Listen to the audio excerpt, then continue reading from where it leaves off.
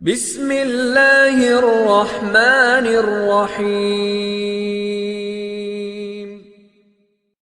حضرت جبرائیل علیہ السلام فرشتوں کے سردار اور اللہ تعالیٰ کے سب سے اہم اور معزز فرشتے ہیں۔ قرآن پاک اور احادیث میں ان کا ذکر کئی مواقع پر آیا ہے۔ حضرت جبرائیل علیہ السلام کو اللہ تعالیٰ نے پیغمبروں تک اپنی وحی پہنچانے کے لیے منتخب فرمایا اور ان کی ذمہ داری تھی کہ اللہ تعالیٰ کا پیغام انبیاء تک پہنچائیں۔ حضرت جبرائیل علیہ السلام کا انسانوں کی طرح کوئی پیدائش اور موت نہیں ہوتی، کیونکہ فرشتے اللہ کے نور سے بنے ہیں اور ان کی زندگی کا نظام اللہ کے حکم پر ہے۔ فرشتے ہمیشہ اللہ کی عبادت میں مصروف رہتے ہیں اور وہ اللہ کے حکم کے بغیر کوئی کام نہیں کرتے۔ حضرت جبرائیل علیہ السلام کی خصوصیات اور ذمہ داریاں۔ حضرت جبرائیل علیہ السلام کو قرآن مجید میں روح الامین اور روح القدس کے ناموں سے بھی پکارا گیا ہے۔ روح الامین کا مطلب ہے امانت دار روح اور روح القدس کا مطلب ہے پاکیزہ روح۔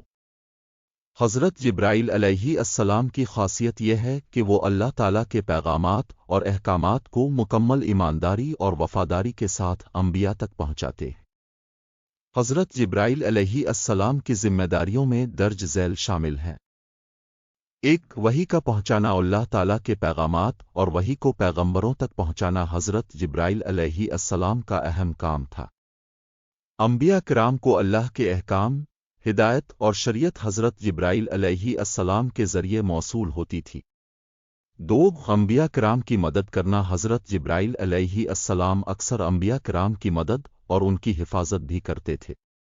مثال کے طور پر حضرت موسیٰ علیہ السلام اور حضرت عیسیٰ علیہ السلام کی زندگی میں حضرت جبرائیل علیہ السلام نے اہم کردار ادا کیا۔ 3. یا رسول اللہ کے ساتھ تعلق۔ حضرت جبرائیل علیہ السلام نے نبی کریم پر پہلی وحی غار حرا میں نازل کی اور قرآن پاک کی آیات کو وحی کے ذریعے رسول اللہ تک پہنچایا۔ حضرت جبرائیل علیہ السلام رسول اللہ کے ساتھ خاص تعلق رکھتے تھے اور جب بھی اللہ کا کوئی پیغام آتا تو وہ اسے رسول اللہ تک پہنچاتے۔ حضرت جبرائیل علیہ السلام کے کچھ اہم واقعات۔ 1. پہلی وحی کا نزول۔ جب نبی کریم غار حرا میں عبادت میں مصروف تھے تو حضرت جبرائیل علیہ السلام پہلی وحی لے کر آئے اور اقرا پڑھیے کا حکم دیا۔ یہ واقعہ اسلام کی تاریخ میں ایک اہم موڑ تھا اور نبوت کی ابتدا تھی۔ 2. معراج کا واقعہ۔ معراج کی رات حضرت جبرائیل علیہ السلام نے نبی کریم کو 7 آسمانوں کی سیر کرائی۔ اس سفر میں حضرت جبرائیل علیہ السلام نے رسول اللہ کی رہنمائی کی اور اللہ تعالیٰ کے حکم سے انہیں جنت اور جہنم دکھائی۔ معراج کے دوران حضرت جبرائیل علیہ السلام اس مقام تک بھی گئے جہاں سے آگے بڑھنے کی اجازت انہیں نہیں تھی۔ 3. حضرت عائشہ رضی اللہ عنہا کا واقعہ۔ حضرت عائشہ رضی اللہ عنہا بیان کرتی ہیں کہ نبی کریم کے پاس حضرت جبرائیل علیہ السلام انسانی شکل میں تشریف لائے تھے۔ اس سے ہمیں یہ معلوم ہوتا ہے کہ حضرت جبرائیل علیہ السلام بعض اوقات انسانی شکل میں بھی نازل ہوتے تھے۔ حضرت جبرائیل علیہ السلام کی عظمت اور مقام۔ حضرت جبرائیل علیہ السلام کی عظمت کا اندازہ اس بات سے لگایا جا سکتا ہے کہ اللہ تعالیٰ نے ان کو فرشتوں کے سردار کا مقام عطا کیا۔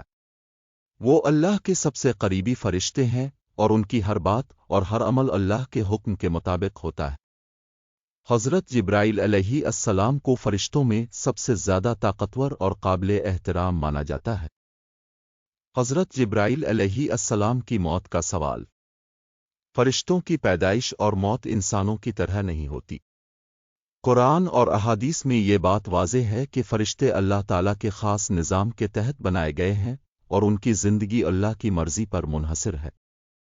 حضرت جبرائیل علیہ السلام اور دیگر فرشتے اللہ تعالیٰ کے حکم سے زندہ ہیں اور قیامت کے وقت اللہ کے حکم سے وہ بھی موت کے عمل سے گزریں گے۔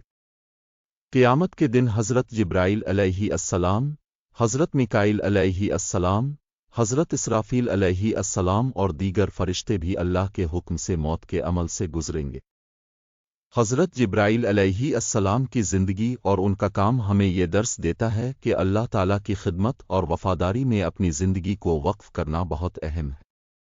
حضرت جبرائیل علیہ السلام کی زندگی اللہ کے حکم پر مکمل طور پر عمل کرنے اور اخلاص کے ساتھ اپنے فرائض کو پورا کرنے کی بہترین مثال ہے۔